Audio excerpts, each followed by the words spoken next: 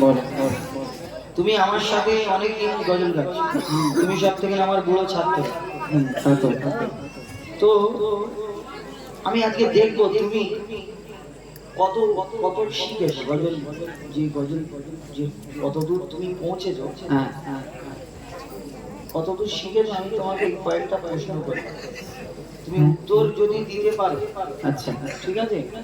উত্তর যদি না দিতে পারো আমি তোমাকে ফাইন করি। ফাইন হবে। ফাইন, টাকাও ফাইন হতে পারে, বা আমি ওই মুর্শিদাবাদ থেকে স্বাগতিক, এই মুর্শিদাবাদ থেকে এখান থেকে যে বহরমপুর পর্যন্ত যে ফাঁকা রোডটা আছে, হ্যাঁ হ্যাঁ। ওই রোডে তোমাকে নামিয়ে ঘরে চলে যেতে হবে। যে কোনো একটা ফাইন তোমাকে দিতে পারি। আচ্ছা আচ্ছা। পারবে? হ্যাঁ ইনশাআল্লাহ চেষ্টা করব, কারণ দীর্ঘ 8-9 বছর তোমার সঙ্গে আছি এবং পশ্চিমবাংলার কোনায় কোনায় এবং আমাদের স্টেটের বাইরে এবং দেশের বাইরে তোমার সাথে অনুষ্ঠান করেছি আল্লাহর রহমতে। তো কিছু তো শিখেছি। কিছু শিখেছো? আচ্ছা কি শিখেছো আমি দেখি তোমার। ঠিক আছে, তুমি প্রশ্ন করো দেখি। শোনো, ভাতের একটা একটা হাঁড়ির একটা চাল টিপে দেখলে বোঝা যাবে যে ভাত কত দূর হয়েছে। দেখছি কি। ঠিক আছে, তুমি প্রশ্ন করো দেখি। প্রশ্ন করি তোমার, প্রশ্ন করি তোমার, তার জবাব দাও আমার। প্রশ্ন করি তোমার, তার জবাব দাও আমার। না যদি দাও জবাব করব ভাই তোমার। না যদি দাও জবাব করব ভাই তোমার। শরিয়াতের প্রশ্ন, তুমি কতদূর শিখেছো গজল আমি দেখবো। না যদি দাও জবাব করব ভাই তোমার। না যদি দাও জবাব করব ভাই তোমার। আচ্ছা বলো, মসজিদে 5 ওয়াক্ত নামাজ হয়, নামাজ কিরকম হয়? নামাজ নিয়ত করতে হয়, সূরা কিরাত পড়তে হয়, রুকু সিজদা করতে হয়, রুকু করতে হয়, সিজদা করতে হয়, বৈঠক করতে হয়। আচ্ছা এটাও নামাজ। আর জানাজার নামাজটা কি নামাজ? হ্যাঁ ওটাও নামাজ। আচ্ছা বলো, এই দুটো নামাজের মধ্যে পার্থক্য? সেরকম কোনো পার্থক্য নেই, নামাজ তো পার্থক্য নেই, পার্থক্য নেই মানে এই নামাজ পড়লে নিয়ত বাঁধতে হবে, সূরা ফাতিহা পড়তে হবে, একটা কোরআনের একটা সূরা পড়তে হবে, আর তারপরে তোমার ওই কি বলে রুকু করতে হবে, তারপরে সিজদা করতে হবে, বৈঠকে বসতে হবে। কিন্তু জানাজার নামাজ শুধু আল্লাহু আকবার, আল্লাহু আকবার, আসসালামু আলাইকুম। হ্যাঁ সত্যি তো। তাহলে এটা ভেবে দেখি। তাহলে তুমি বলছো ওই কোনো পার্থক্য নেই মানে? সেটাই বলো দেখি কি প্রশ্ন। বল। ভালো করে শোনো, তারপর উত্তর দেবে। বলো। জানাজার রুকু আর, জানাজার রুকু আর সিজদা ওই কেন নাই? ভালো করে শুনবে। জানাজার রুকু আর সিজদা ওই কেন নাই? উত্তর কেমন দাও তুমি, উত্তর কেমন দাও তুমি, দেখতে আজ আমি চাই। জানাজার রুকু আর সিজদা ওই কেন নাই? উত্তর কেমন দাও তুমি, দেখতে আজ আমি চাই। উত্তর কেমন দাও তুমি, উত্তর কেমন দাও তুমি, দেখতে আজ আমি চাই। উত্তর যদি না পারো বুঝবো তুমি বেকার। না যদি দাও জবাব করব ভাই তোমার। এই বাবুরা আমি হেরে দেবো? উত্তর দিতে পারবো? তোমরা আমার সাথে না ওস্তাদের সাথে? এরা যদি হেরে যায় এটা কি করবো? মারবো না কি করবো? না গাড়িতে নামিয়ে দেবো? গাড়িতে নামিয়ে দেবো? যদি ধয়া নিয়ে আমার দিকে আমার কি? ঠিক আছে বলো। শোনো ওস্তাদ, উত্তর তো দেবো আমি। হ্যাঁ। আর এই যে বাচ্চাটা তো তোমার দিকে চলে গেল, কমসে কম আমাদের মায়া হয় না দেখে? তুমি বুড়ো লোক, বলো। যাই হোক, উত্তরটা শোনো, আমি উত্তরটা দেওয়ার চেষ্টা করছি ইনশাআল্লাহ, এবং আপনারাও শুনে নেন। হুজুর ভুল হলে বলবেন, ঠিক আছে? শোনো। মাইয়াতের সামনে সিজদা যদি করা হয়, যদি মাইয়াতের সামনে সিজদা করা হয় কি হবে? শোনো। মাইয়াতের সামনে সিজদা যদি করা হয়, সেই মাইয়াতের সাথে খোদার শিরক হয়ে যায়। ভালো করে মন দিয়ে শোনো।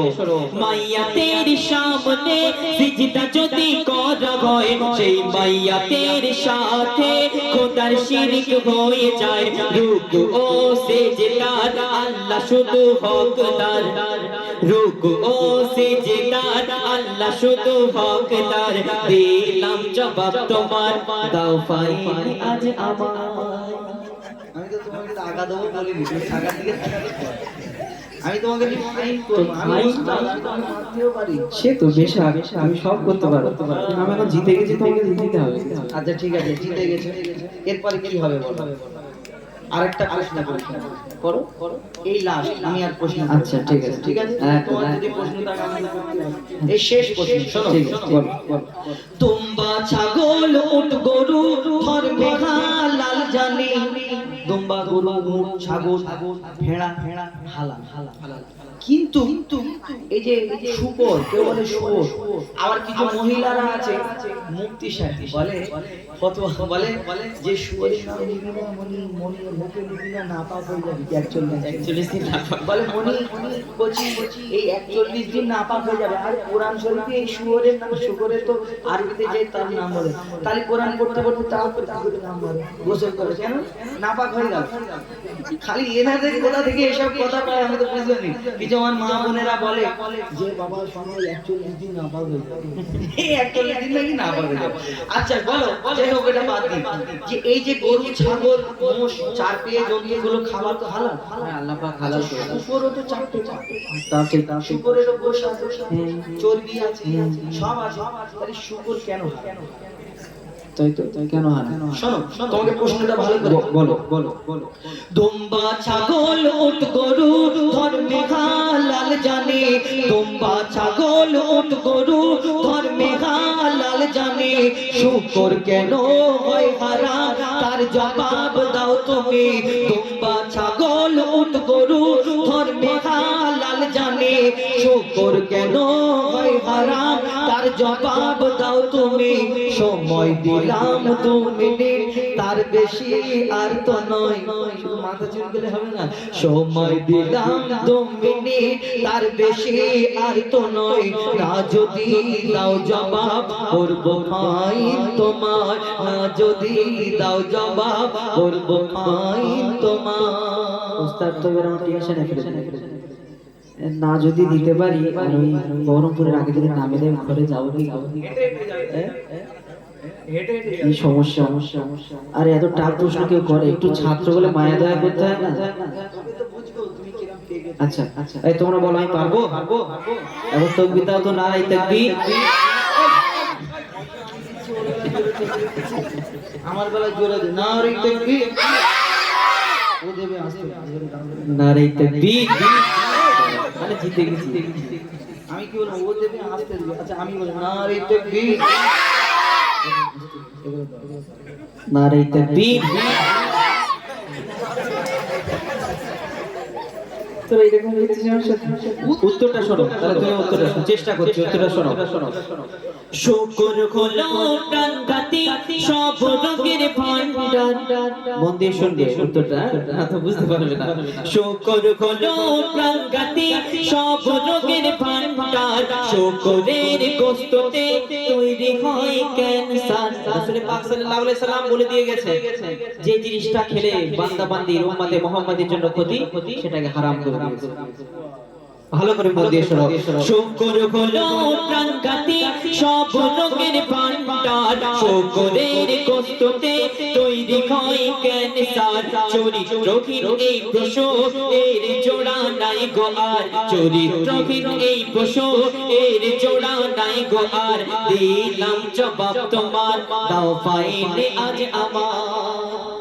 আচ্ছা উস্তাদ, প্রশ্ন উত্তর পেয়ে গেল? তুমি অনেকক্ষণ ধরে আমাকে প্রশ্ন করছো, তা আমি তোমাকে একটা প্রশ্ন করতে পারি? বলো বলো।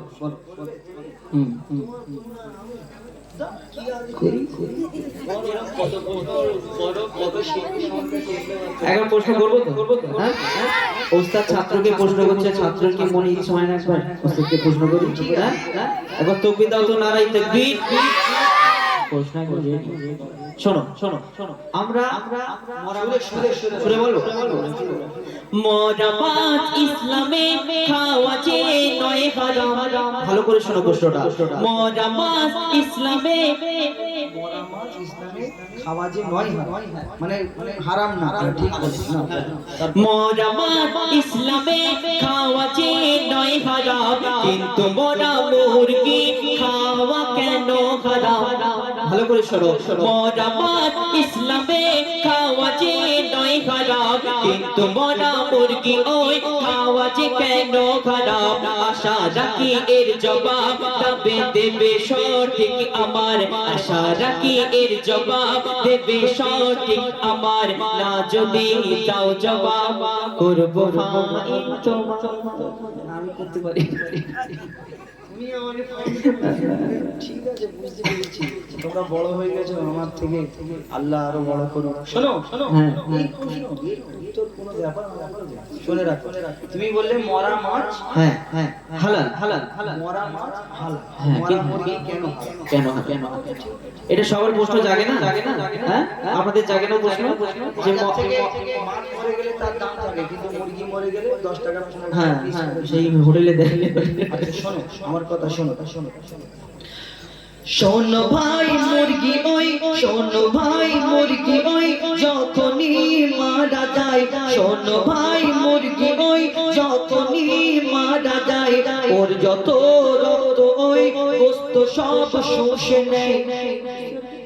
যে মুরগিটা যখন মরে যায়, এর রক্তটা আস্তে আস্তে আস্তে আস্তে চারিদিকে গোস্তটা ওই রক্তটা শুষে নেয়। আর এই কেটে হালাল, যেটা হালাল করে খাওয়া হালাল কেন? কেটে জবাই করে এই যে রক্তটা একটু জীবাণু থাকে, যদি হালাল করে ওই রক্তটা না বের করে দেওয়া হয়, ওই গোশটা যদি আমরা খেয়ে, কেউ গলা মুরগি যে খায়, আমরা কেন খাই না? আমাদের জন্য কেন হারাম? যে ওই রক্তটা চারিদিকে গোশে ছড়িয়ে যায়, যেন রক্তটা বেরোতে পারে। তাই এই রক্তটা না বেরোনোর কারণে গোশেতে ছড়িয়ে যায়, আর সেই গোশটা খেলে কিন্তু পরবর্তীতে আমাদের জীবনে ক্ষতি হবে। আর আমার নবী বলেছে যে জিনিসটা, যে প্রাণী যেটা খেয়ে উম্মতের জন্য ক্ষতি হবে, সেই জিনিসটাকে আমার আল্লাহ রাসূল হারাম বলে গেছে।